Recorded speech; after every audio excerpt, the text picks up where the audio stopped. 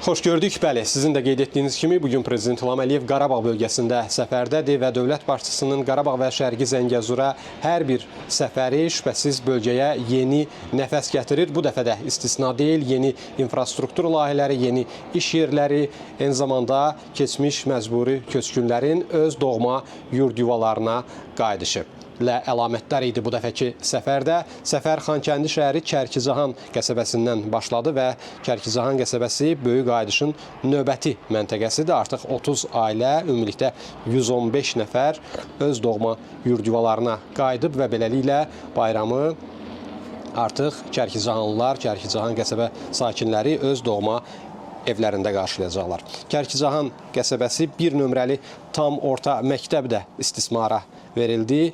Prezident İlham Əliyevin iştirakı ilə qeyd etməliyik ki, bu məktəbdə də Kərkicahanlı şagirdlərin ən yüksək səviyyədə təhsili üçün hər cür şərait yaradılıb.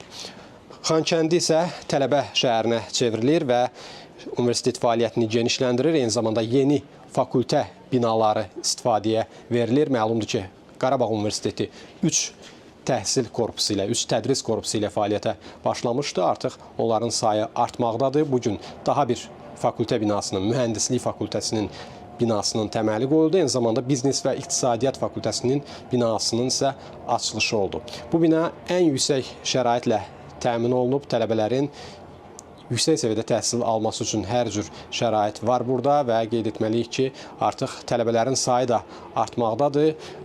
27 ixtisas üzrə Qarabağ Universitetində 2154 tələbə hazırda təhsil alır və nəzərə alsaq ki, cəmi 2 ildir universitet fəaliyyət göstərir, 2-ci ildir fəaliyyət göstərir və növbəti illərdə növbəti kurslara tələbələrin qəbulu ilə universitet tələbələrinin sayı artmaqda davam edəcək. Digər bir tərəfdən isə fakültə binaları, digər mərkəzlər, eyni zamanda məlum olduğu kimi bu yaxınlarda klinika, tibb fakültəsi istifadəyə verildi və bu genişlənmə, bu böyümə Qarabağ Universitetinin təkcə ölkəmiz səviyyəsində yox, ümumilikdə bölgə səviyyəsində aparıcı universitetə çevriləcəyini proqnozlaşdırmağa əsas verir.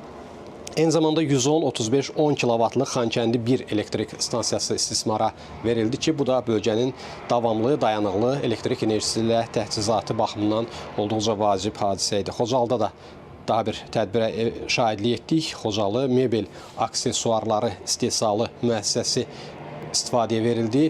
Bu məhsulların, yəni mebel məhsullarının bütün detallarının istehsalı Xocalıda həyata keçiriləcək və təkcə daxili tələbatının ödənilməsi yox, həm də ixraca hesablanıb müəssisənin fəaliyyəti. 40% məhsulların 40%-i daxili, 60% isə ixrac üçün yönəldiləcək. 80 nəfər burada işlə təmin olunub. Daha müəssisənin fəaliyyətini genişləndirməsi ilə onların sayının, işçilərin sayının 450 nəfərə çatdırılacağı gözlənilir. Beləliklə, dediyimiz kimi, bölgədə həm yeni infrastruktur layihələri, həm yeni iş yerlərinin açılması və keçmiş məcburi köçkünlərin öz doğma yurd yuvalarına qayıdışı bölgənin sürətlə reinteqrasiyasına imkan yaradır. Hələlik isə bizim buradan çatdıra biləcəklərimiz bu qədər. Söz yenidən sizdə.